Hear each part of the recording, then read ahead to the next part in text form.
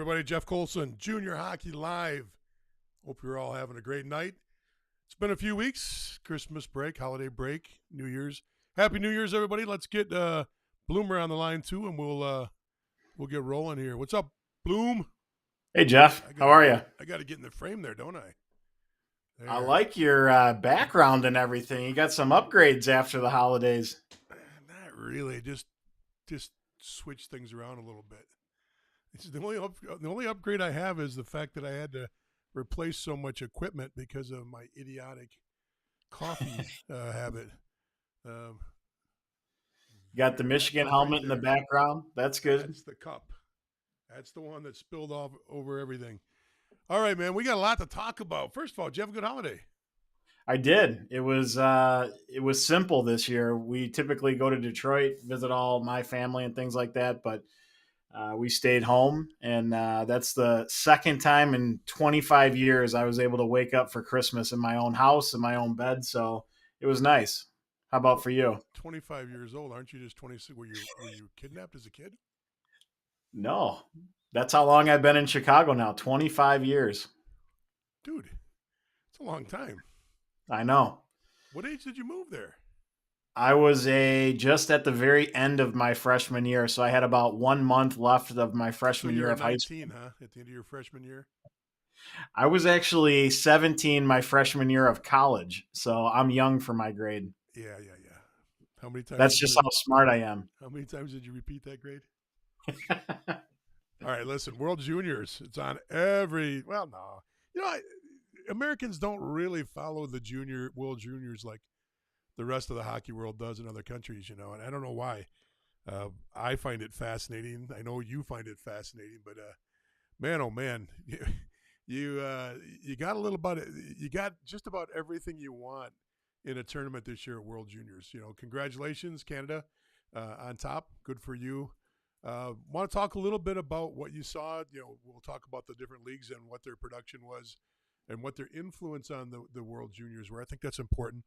But another thing that we should talk about is just the fact that holy smokes, uh, upsets, first round Yeah. upsets all over the place. That's great for hockey. Nothing Yes. worse than especially you watch the women's side, you watch the Olympics, you watch the World Juniors. Inherently, two teams, Canada and Yep. U.S. You saw Canada upset in the first round. Who knocked them off the first round? Was it well, I know there's a few upsets. Let me see if I can remember. Yeah, in the preliminary rounds, I think was it Chechnya? They upset Canada, and Slovenia upset US. Well, Swiss took down Finland. That was a big win. That That was was a that big one 3-2 in the too. first round, overtime. Then Chechnya just ragdolled Canada. I think it was Right. 6-2, 7-2 final score on that one. And then I know the other game I think was Slovakia rocked the U.S. like 6-2, 6-3, something like that. So that's great for hockey. You get these Yep. countries that people are writing off before the tournament even starts, and they're knocking off the big boys. And those three programs are your big boys: Yep. U.S., Canada, Finland. That's where it's at in junior hockey right now. So I thought it made it extremely exciting. I thought it made it really good entertainment and good value as far as what you're watching. But the emergence. If you didn't hear the name before and you didn't know of the player because he plays in the WHL, most Americans don't see this kid. Most Americans don't know about this kid because he's not through the U.S. development program. He's not playing D1 college. He's playing up in the major juniors in Canada, and he's playing way out there. Okay, he's in Regina, and man, Connor Bedard. Can you? I mean, this guy, I believe, set or tied more records than any other player. Is that true? I don't know if he set or tied more records, but he was like up for conquering some of the records that have been established for, I mean, a long period of time. You got Eberle's total goals that I think he did surpass Eberle's total goals, or at least tied it. And then Peter Forsberg back in the day for combined points throughout one of the tournaments was at like 31 points or something like that. And Bedard got up to 20 something. So he was close. I mean, he was definitely in the category of best all time for that tournament in a lot of different areas. So what I thought I'd do uh, is let's just take a couple minutes. Like I said, most Americans have no idea about this player or had little idea about this player before the World Juniors started. So what I thought I'd do is I'd take a little highlight film and just show people a few minutes of Connor Bedard so you can get a taste of him. Now, some of this is from World Juniors. Some of this is from his junior days, the beginning of the season here. So let me get this set up and we'll roll tape on him. And let's see if I can do this right. Looks good from here. Awesome. Here we go.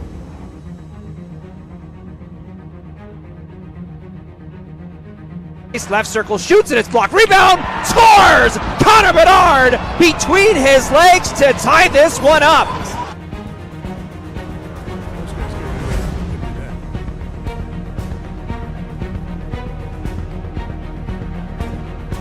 Got 2 goals and 2 assists today. Here's Connor Bedard trying to split his way through the defense. A little spinorama and a shot off the goaltender.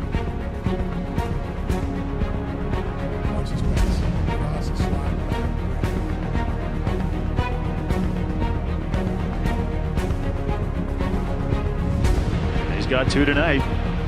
And a steal and a goal for Bedard.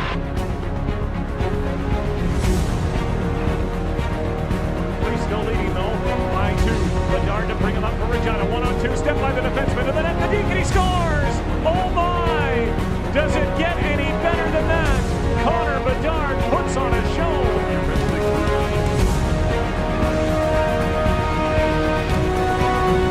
The right point. Howe blocked it. He's going to try to spring Bedard. Trying to catch him as Poole. Bedard's in alone. He shoots. He scores.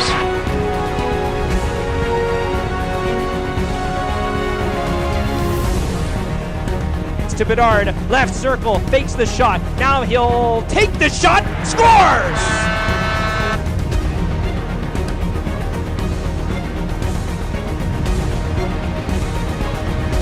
Bedard all over the front, deep shot, scores! Now, we could go on all day with those because the clip could go on all night.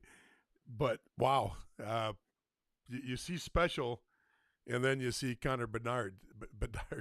He's got it, man. It's just fun to watch. Those are all he must have studied you on your men's league moves, right? I was not a skill guy, I can tell you that. Just phenomenal. And that's the beauty of these is you get a chance to see some of these guys. And if it's not the going back to the Chucks from a few years ago, going back to the Hughes brothers, all the Hughes kids coming up through the system, coming back and watching, Crosby's, Lemieux, you can go to the Shanahans of the world. You get a chance to see them at World Juniors, and these guys are already special. You can see it already, This is just amazing. I enjoyed the heck out of it. I thought it was just an incredible World Juniors, and I know you wanted to talk about the different influences from.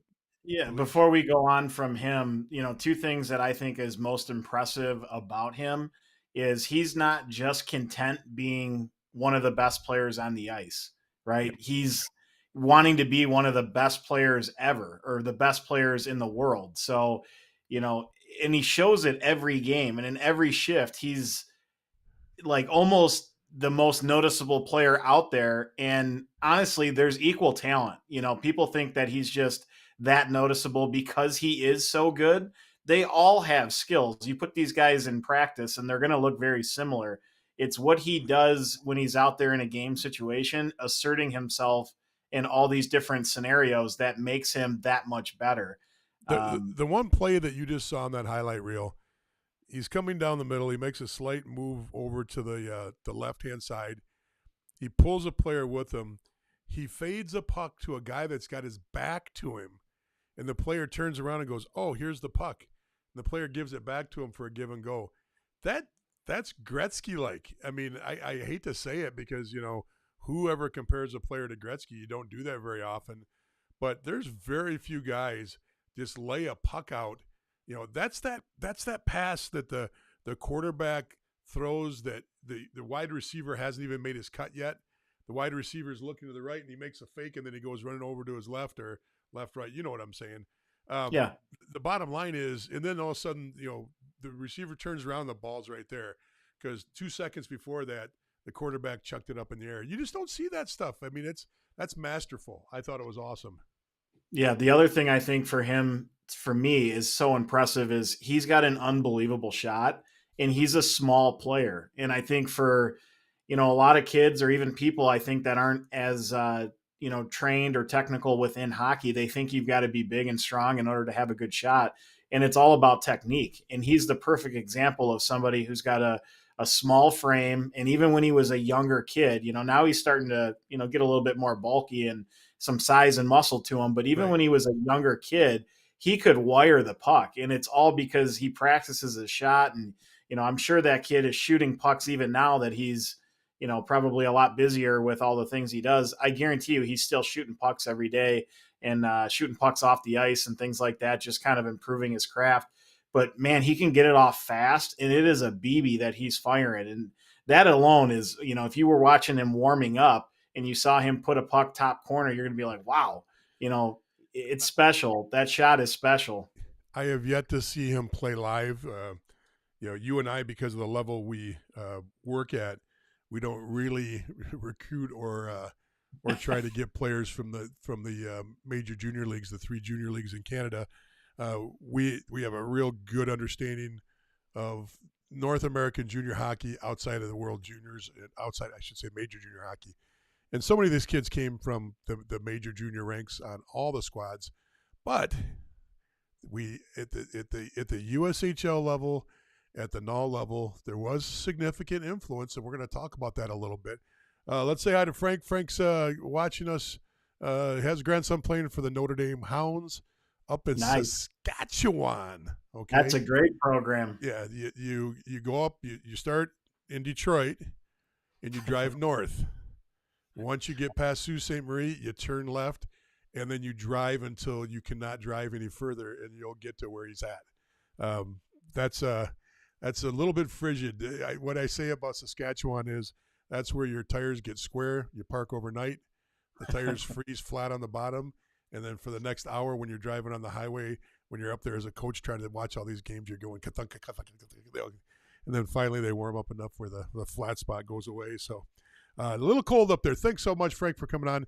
Anybody that's watching right now, if you want to jump in, say hello, please do. You want to say hi to us, love to hear from you. We threw a poll out. Just want to mention junior hockey discussion, junior hockey advisor discussion. We threw a poll out earlier today. Mike and I were just chatting and wanted to see what people would say about a certain topic, and that was about junior camps and pre-draft camps in particular, and what time of day, what time of year, especially what time of week is what we hit on. So I know a lot of you have already responded to that. We're going to try to throw up different questions, weekly, maybe even daily now, just polls to get some interaction, get an idea, and get a little bit of a pulse for what you're looking for and what you think. So anything to get more interactive. Hey, you got a chance to chat here with us tonight. You got questions. We're going to be focusing on the World Juniors, but this is Junior Hockey Live. It's a little bit different than our other podcasts. This one, we're just focusing on teams, players, coaches at the junior level.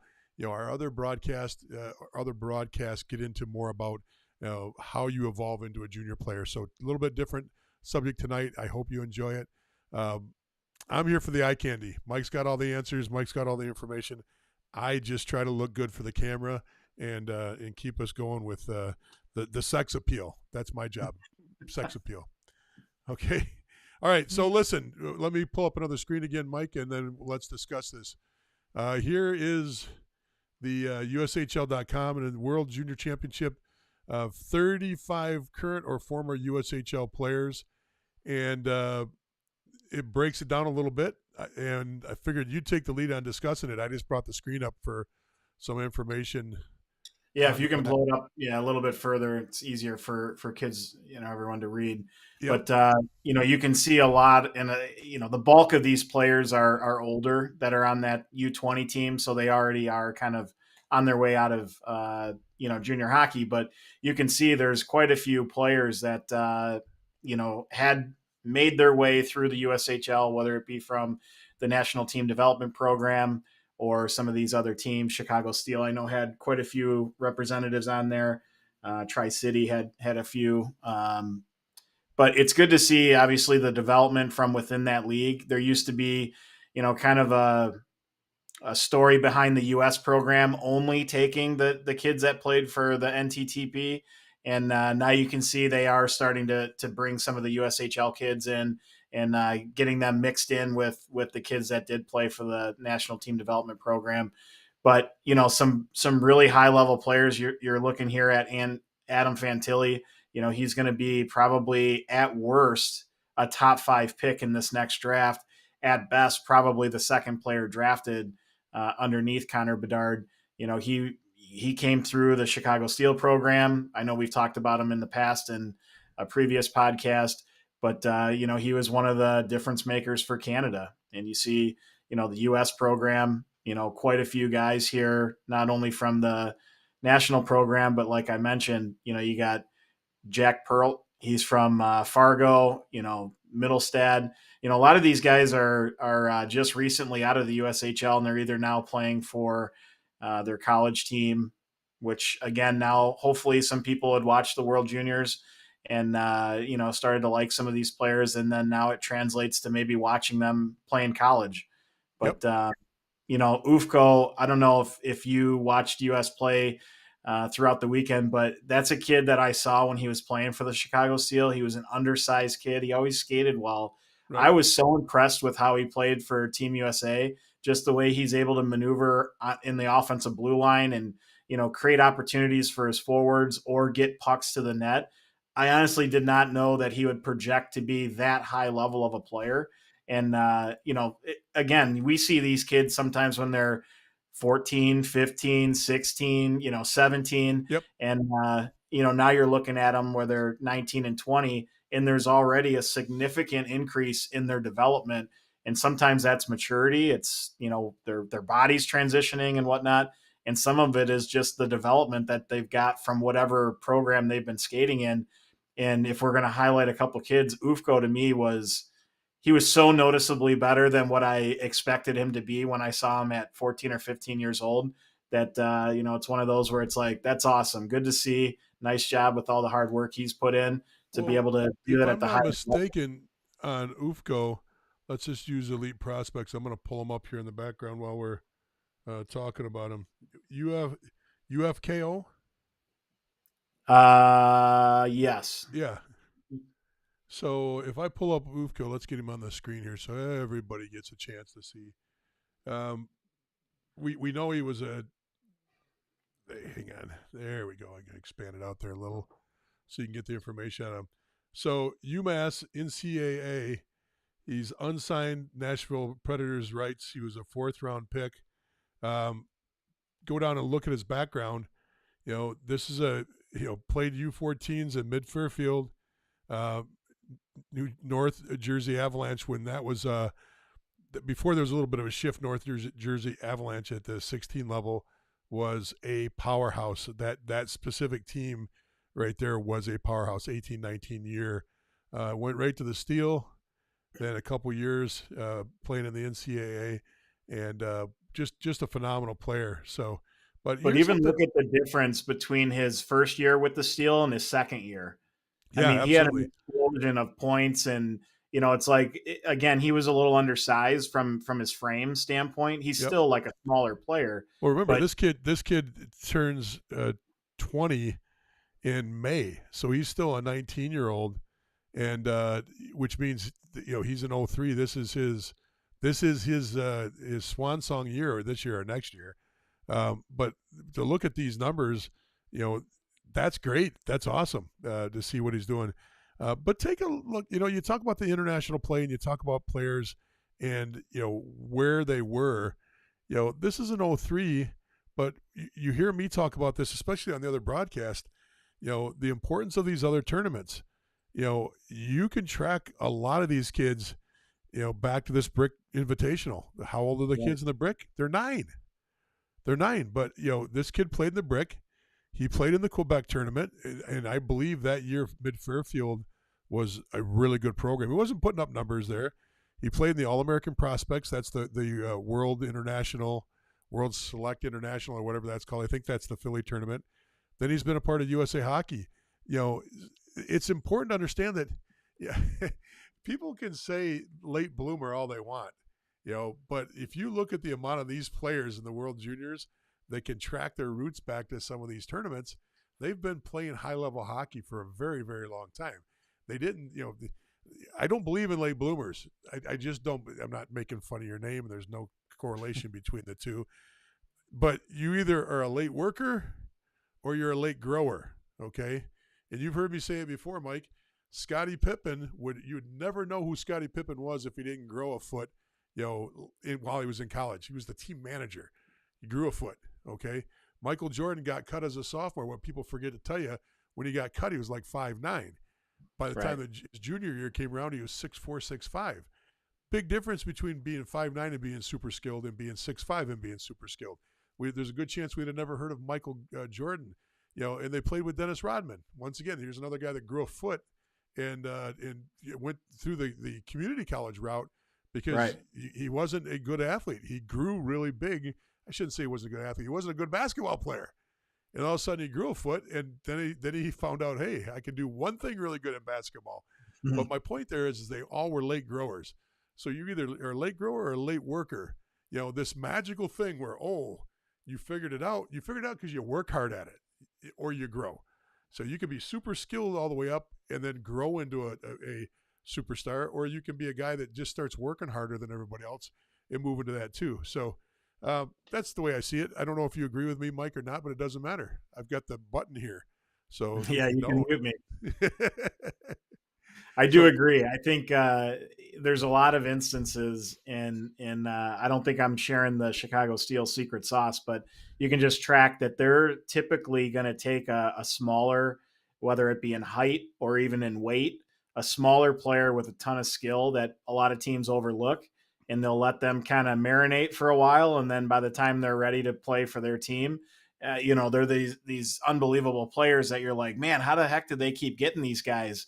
And it's, they're looking for that projectable talent, and a lot of it is them growing into their bodies. So once again, I just pulled up Connor. Again, I know we already talked about Bedard, but let's look down here at, some of the things he did in an early age.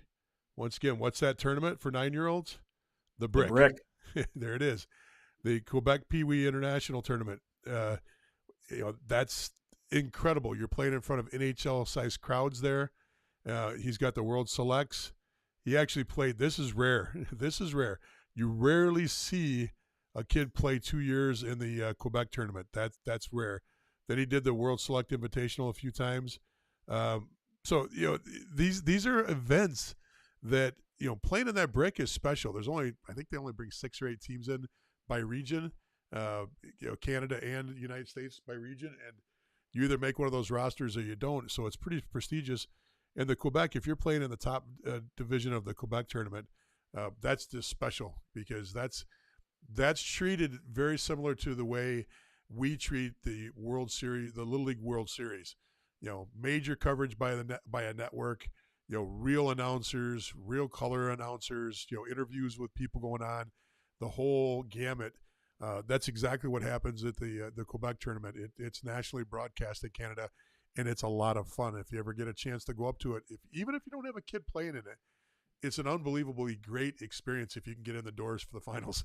I think I told you the story. When my youngest played in it, we showed up 2 hours earlier thinking, we're parents. They probably have a special section for us because, we made the playoffs. And, we got there, and I'm sitting with 2 NHLers that had kids on the team too, former NHLers. And we're in the very last row of the very top tier. And we squeezed in to get in even into the last row.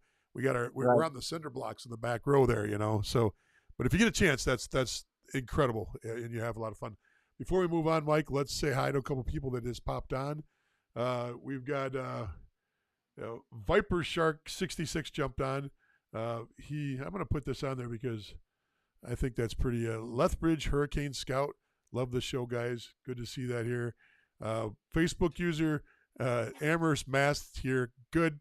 Once again, depends on where you log in and where what feed you're picking us up on. But Facebook user, thanks so much for coming on. You're the anonymous Facebook user. You're like the unknown soldier, okay? But you're there for all of the Facebook users that want to remain anonymous. So appreciate you coming on the show. So do you want to jump into the null side now and look at that too? Yeah. And just to highlight, I know it was small on the last one that you had, but there were 10 players that are currently playing in the USHL that were playing in the World Juniors. So not all of those guys on the list were current players like we showed. It was more they've moved on, but the USHL did have 10 current players. That's awesome. That's awesome. So let's jump on and look at the NAL, North American Hockey League, and let's take a look at what they've got here. So I didn't count the numbers. Let me see if I can get this bigger for us. This is right off the NAHL website, and the article is NAL players taking part in the 2023 World Junior Championship. And they're announcing those players. I'm trying to see what the number is. I'll just have to count them up. You probably need to know. Yeah, it's probably close to 10 also. Yeah, they got 9 listed. Then the former Amarillo Bulls coach is Dennis Williams is the head coach for Canada. Yep. Shreveport former coach Carlos Innes is the coach for Latvia. I actually had a conversation with him on the phone the other day. Good guy. You probably know him too. So yeah, but let's look a little at the names. Looking at this list, obviously the star of the tournament from a goaltender's perspective was Adam Gagin from Chippewa Steel. He played for Slovakia. He was an absolute stud. It was because of him that Canada and Slovakia had to go to overtime in that semifinal game. So yeah, let's throw him in and get a little peek at him. Using elite prospects that someday will decide to sponsor us. I think it's pronounced Gayan. I'm not sure. Do they give us a little? Sometimes they give you a little cheat code on here. No. So look at this. This is interesting. He's an 04 from Propran, Slovakia. Okay. 6'4", big kid. Big kid. I've seen him play. He is a big kid. But look at this. Chippewa Steel. Now he's with the Green Bay Gamblers. So hopefully he can stay there. I don't see any reason why. Interesting. Look at that. His save percentage is the same in the NAL as it is with the Green Bay Gamblers. 920. And the goals against, he's actually doing better at the USHL level than he is at the Steel level. So that's pretty interesting. And what was hilarious to me is when you're watching the broadcast, nobody really expected much of him as a goaltender, and then all of a sudden, because of his play, all the commentators were talking about him, and they were always referencing that he played for Green Bay. But yet he's got a Chippewa Steel helmet on. He's got bright green pads and everything on, and they were never giving the Chippewa Steel any credit. And he had played the whole year up until, a couple weeks before the tournament where he did get a call up and was playing for Green Bay. So, shout out to Chippewa for really, that's their guy. Yeah. But I can't expect him falling down from the USHL now after that performance, unless let's hope not. Some sort of rights and eligibility or how that works. I'm not sure between those two teams, but he was unbelievable. So just to drop down in his youth area, once again, here's a Slovakian player, Quebec International Tournament at age 12. So it's a common theme, and I don't think enough people understand that. At age 9 and 12, if you're elite, you're elite. Coaches, those are super competitive tournaments. Once again, I've watched that tournament as a parent. I've watched that tournament as a fan. The brick. Let's talk about the brick individually here. Go back and pull up the 93. I believe it's the 93 roster. I could be wrong on the year, but one of the early rosters, and I think there's. First of all, they double the amount of players retained at that age level. In other words, there's USA Hockey and Hockey Canada put out numbers that show you how many players they retain from age 16, 18, 21, how many become lifelong hockey players. The vast majority, and I don't have the number in front of me, but it's over 80% of those kids that were playing at 9 years old, high-level competitive kids, were still playing hockey after the age of 18. So that's amazing. The amount of pro players, NHL, draft picks, pros, and D1 players is off the charts coming out of that tournament. So when people say, well, you can't tell, kids grow and they change. Well, not a lot of those elite kids are, some of them will fall off. They get other interests. They get bored. They like something else. Girls come along, cars come along, booze comes along, jobs come along. All those things can detract even an elite level player, in possibly, God forbid, knock on wood, drugs or things like that. But all these other interests come into play. But you set that side aside, set those other things aside, those vices aside, or those necessities like a job. Maybe you have to work at 14, 15, 16, 17, 18 years old. I'm talking about the fact that you can pick out kids at 9 years old and you can watch and track them all the way up. And these are they were world elites because those kids playing in the Brick and playing in Quebec, those are stages. You're seeing the best in the world there at both those tournaments, and yet they don't fall off. People say, "Oh, you'll burn out if you start too young." That theory goes out the window when you bring up Tiger Woods, you bring up Serena Williams, you bring up race car drivers that started training, these Formula One drivers, NASCAR drivers that started training in go-karts at age 8, age 6. If you're good, you're good. And, it doesn't, I'm not a believer that you can burn a kid out if you do it right. I just think that there's abilities to do things. I know that I've spent a lot of time on it, but there's correlation there. There's correlation for young parents and young players to see that, yes, you want to be playing in these events. Yes, if you can play in the Brick, go play in the Brick. It means something. If you can make that roster there, the odds are that you're on track. You can do things at a higher level. So, and should I go further into this or should I change? I think you made your point. Beat it you down. made your point. Just left uppercut. Boom. Okay. Yeah. All right. Then it's the up to you. numbers don't lie, though. So what you're saying is directly, like, you can see the correlation to, what people might perceive as your opinion. It's not. It's what the numbers show, and it's where if you look at professional hockey players and you did the same thing for each of these hockey players that you're looking at in elite prospects, Yep. You're going to see the Brick. You're going to see all these tournaments because, again, they were elite for a long period of time, starting from when they were kids. Now, are there exceptions to that rule? Of course there are. There's always an exception to a statistic. Yeah.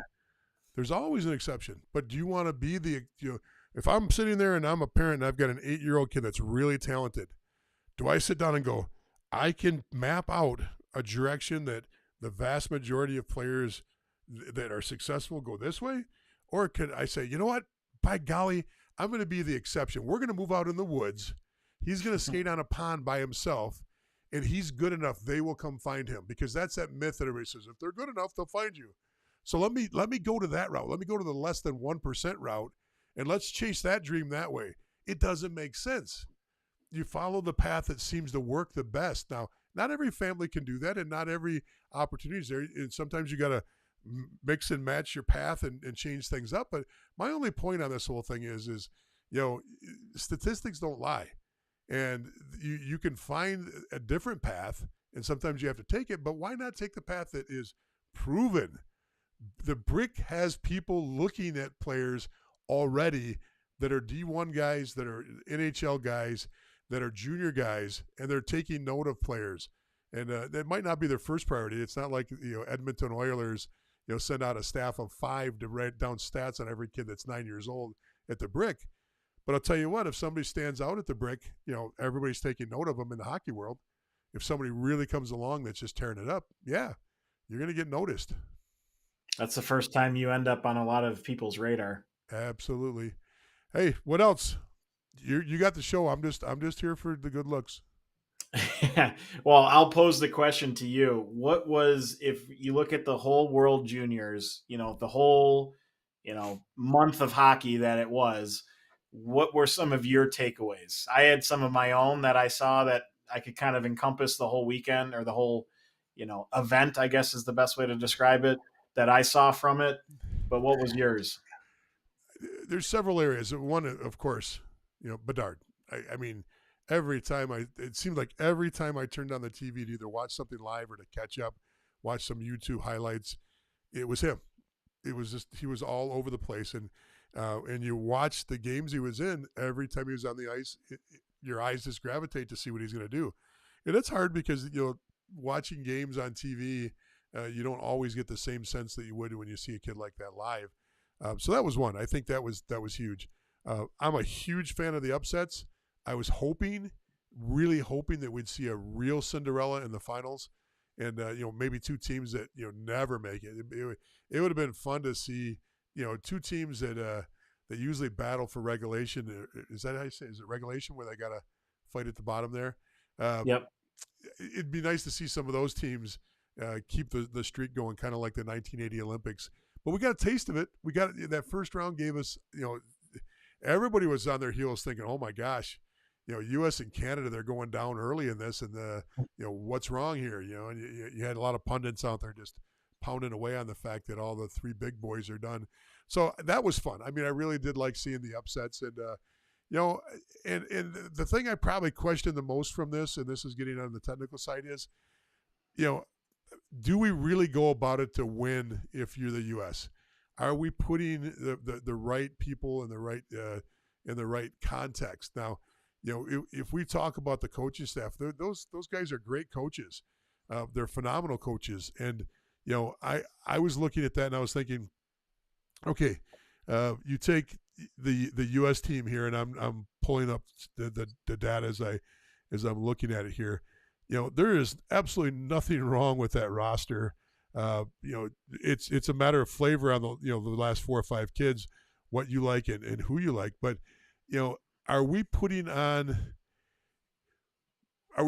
coach with those guys that is, sometimes I think that they put coaches in place because they want the coach to get exposure.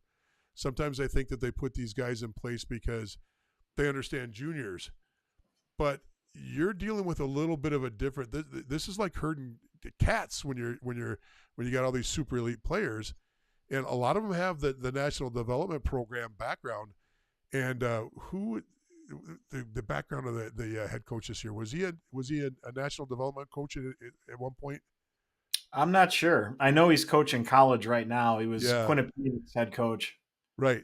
So I mean, you can't fault the level of coaching. It's a great coach. But what would have changed if you have a national development team coach on the bench that's running the show, since the vast majority of your guys came through that funnel? Would that give us a better system, or a better, because right now you can't really coach much systems when you do these, all right, we're getting together on a Tuesday, our first game is on Friday. Right. Do you really get the best, approach to the game? So I question that, and I really watched to see if I could pick up anything on that. It's pretty much straight up hockey when you watch these guys play, and you just hope for a little chemistry here and there. What are your thoughts? I mean, what'd you see? Yeah, I think my overall thought was, you didn't see a whole lot of defense in certain cases. Now, some teams that, the Latvias and some of the programs that probably weren't considered favorites to win it, they really stressed their defense and things like that. But even when you're watching U.S., Canada, and things like that, like, they were so loose that, I think if they had more time to practice and things like that, they could have probably tightened it up a bit. And but then again, maybe your point and my point is this the opposite of what we really needed. Maybe that loose feeling and that lack of defense makes this a better tournament, because they're not, makes it more exciting. Right. It makes it a little more exciting. See blown assignments. There's 2-on-1s all over the place. There's odd man opportunities. These goalies were kind of hung out to dry in some cases, which is why I think the Slovakia goalie, was so much of a surprise, because he was getting hung out to dry all the time, but coming away with the save. And that was impressive. Yeah, and you see the couple games where the U.S. got blown out. That was because they were 100% were going offense. And then next thing you know, there's an odd man break going the other way and it's in their net. And then it was just a road too far to climb. So just the overall sense of the weekend was it was very offensive minded, which was obviously, catered towards the better players, the Connor Bedards and things like that. They could really point out, because of that. But it probably was more exciting to watch, and I don't mind that. But that's definitely something that I saw. The other thing I was focusing in on, especially when U.S. and Canada matched up against each other, is they kind of had a different way of constructing their team. And when I looked, I was talking to some of the people that I coach with, and I just said, here's what I'm going to be looking at heading into this game. The U.S. defense is really well skating players, a little bit smaller, and don't defend as well. But sometimes they don't defend at all. But if they have the puck the whole game, if they have the puck the whole game, it's not a problem. So, and then when you look at the Canadian defense, with the exception of Brant Clark, they were all bigger players, taller, a little bit heavier. They didn't prototypical NHL defensemen. Yeah, they don't old school NHL defense, because that new NHL defenseman, the Carlson type or Letang type, they are essentially a pseudo forward out there at any time. They can jump in the play. Makar, guys like that. But I agree. USA Hockey changed a lot when they had Quinn Hughes in the program 3 or 4 years ago. And Quinn Hughes, even at the University of Michigan, there was no reeling that kid in. He lined up as a defenseman. He could literally be in any four corners on the ice. There's a heat map that comes with, there's a program for those that don't know. There's a program called RinkNet that we all use. And it one of the things you see on players is the heat map, where their plays are, where they touch the puck the most, where their skating is concentrated, and it kind of gives you an idea on just blotches on the ice of where, for example, if it were me, the heat map would be right in the middle of the bench, and all you would see was a dot right in the middle of the bench, and it'd be gravitating from there. Bloomer, you'd be on the ice, and it'd be showing you all over the place. But when Quinn Hughes played, it was in all four corners. It literally, you could not heat map the kid correctly because he just was everywhere on the ice. He plays in the NHL that way.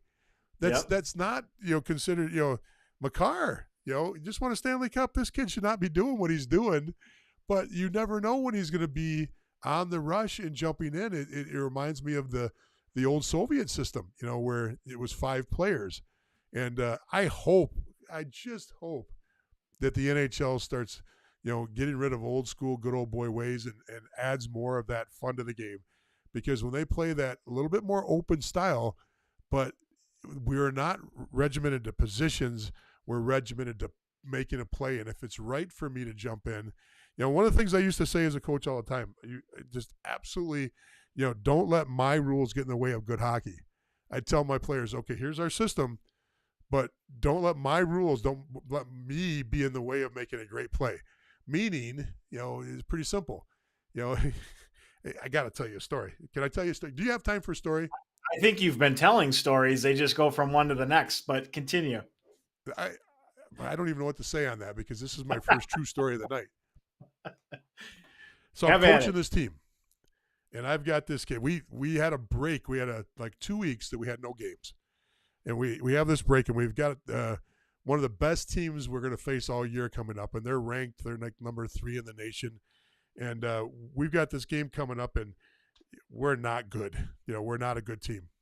We've got just average to below average talent on the team.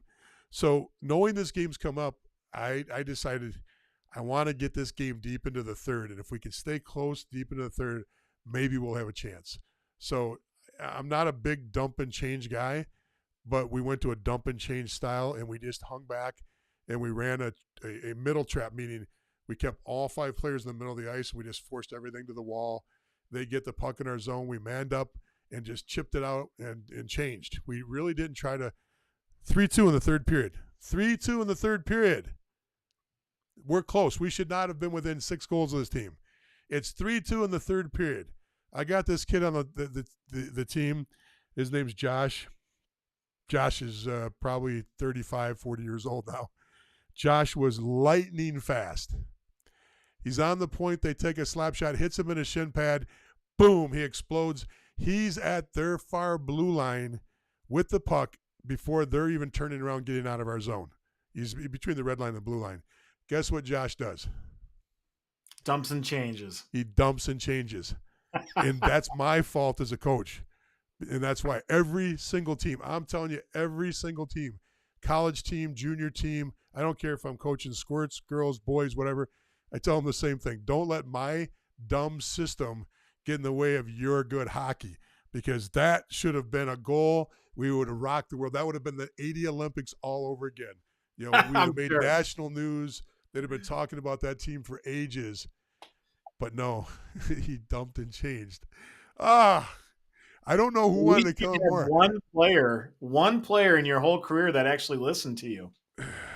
It happened. That's a true story. That's not a made up. I hope so. That's not a Don Cherry story. That's factual. And you know, I had an assistant coach grab me and actually was holding me by my jacket and my tie, hold me back because I wanted to go down and scream at him, and he was afraid I was going to kill him. So he's holding me back because he thinks I'm going to attack the kid. I didn't want to attack. I just wanted to just light up his ear a little bit, you know. But the bottom line is, though, the referees actually came over and said, you know, did he really just do that? Like, yeah. So anyway, that's my story.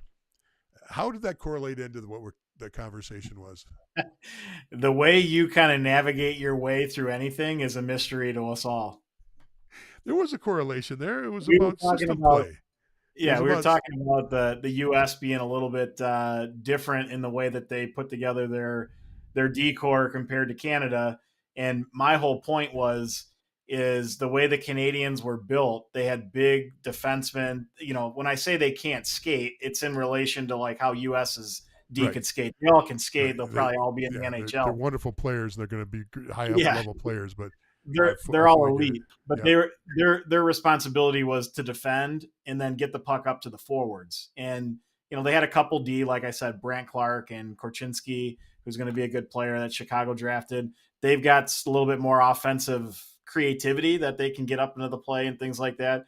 But the majority of their guys was get it to the playmakers, which was the forwards.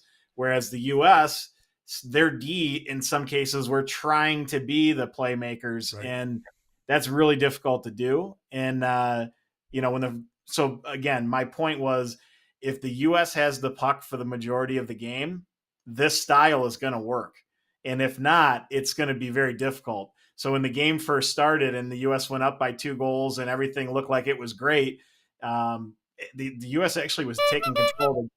Taking control of the game. Says your time's up. I like how you give me like 30 seconds to speak and you go for about 35 minutes. That story did not take 35 minutes. I've got it timed. I used to use that when I was doing USA Hockey Talks. But you have to remember, the story you told was backed by 3 or 4 or 5 or 6 different comments you made before that it all just bleeded together. So you were actually speaking for 40 minutes now. Yeah, that's probably true. We'll get better at that. Yes. But you got to realize that, you know, I've been doing these podcasts now for several years. It's been a long time since I've been working with, you know, a counterpart. So I got to learn to relegate the mic a little bit. You got to share. Distribute. You got to share. You know? I got to get in that assist mode versus the goal scoring mode. So I'll get there. Well, we'll work on it. If you got any questions, this is your chance to jump on and throw a question out. If you don't, we're going to start wrapping it up for the evening. Mike, where are you heading this weekend, and what are you doing? I'll be in Detroit this weekend. My 18s and 16s are playing in the NAPHL out of Troy. So actually Troy and Rochester. So I'll kind of be in that area. There's also the Tier 1 version of the NAPHLs in Ann Arbor. Hello. Yeah, so I think you're going to be there for that. Now, what am I going to say? I got to make up another story because I was going to talk about where I was going to be. I know. So we're going to be close to each other, but hopefully I do not see you this weekend. I guarantee you will not see me this weekend. And you want to know why? It's a good reason, though. My son is transferring to the University of Michigan, my youngest.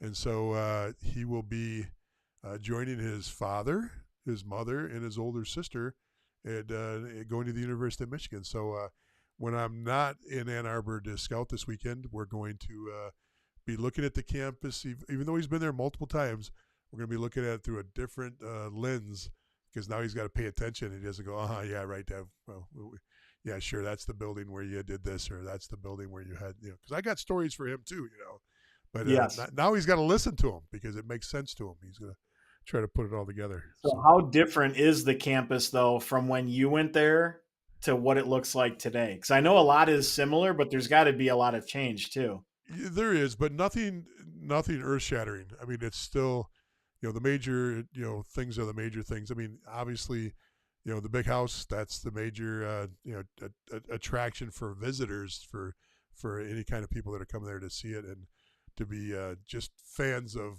the University of Michigan. They're going to go see that, and then the main campus is pretty much the same. They've added a lot of new buildings, and the growth on the outer shell, it's a different university on how people go to school there, though, because when I was there, you lived in a house with 6, 8, 10 other people, right. And there were houses that were 100, 150 years old. Now it's all these high end. There's a doorman. You've got your own room, your own bathroom, your own suite. In these high end apartments, these luxury. I mean, seriously, luxury apartments. I'm thinking, how in the world? I mean, I worked, even when I was an athlete in school, I worked my summers, I worked in the spring, and I tried to get money to afford to be there. And these people are coming in and staying. They've probably put in 6 to 10 of these high end luxury apartment complexes on the border of the campus. That's a big difference. Yeah, I didn't know that. I haven't been to the campus and really even paid attention to that stuff in probably, I don't know, 5 years or so. But I know when I go to Western Michigan and I kind of look at that, it's like the dorms are completely different, similar to what you were saying about the apartments. They've kind of competed with that, and they always had like a lounge, which was basically a bunch of couches and a ping pong table that there were no rackets for or anything, or paddles for, or a pool table that had sticks that looked like an S, and that was what the amenities were back when I went there. And now it's like, it looks like you're in a sports bar in some cases. It's crazy. Okay, I got to give you one more story. Let's hear it. Let's hear it. So this is my University of Michigan days, and even though I was an athlete, I was a poor athlete, and meaning I didn't have a full scholarship. So I worked as an RA. There was 2 of us that played, major sports there that were RAs, resident advisors. So you got free room and free room and food, and the funny thing about it is you can't eat off the training table. You can't eat the food that the scholarship athletes eat, because that's a violation of the NCAA rules. Back when there was actually rules for the NCAA, I don't know if there's any rules left except for buying a hamburger for a kid. Inside joke if you're a Michigan fan. So I'm in the shower, and there's just this huge bang bang bang on the door. And it's a couple of the students, and they're like, they're stealing the foosball table. And I'm in a towel, stark naked, throw a towel on, and I go out and chase these guys down. And a bunch of frat kids stealing a foosball table. And I did a citizen's arrest in the parking lot and held them all on the ground with my finger. Not physically, but I was like, everybody on the ground. And they listened to me. I'm standing there dripping wet with a towel wrapped around me. And I got these 5 guys, drunk frat kids, to all lay down on the ground with their hands behind their head and wait for the cops to get there. Guess who got in trouble for that? You did. Me. I got fired. Excessive force. I'm not kidding you. They took it out on me that I did never touch the kids. Just screamed at them to get on the ground. and I ended up getting fired. Anyway, that was my only story. Frank's really enjoying this. Frank says that our the banter is good, so I was expecting to hear him say that he was seeing the beauty on my side of the screen, and that was keeping him involved in the show. But he likes the banter too, so that's good.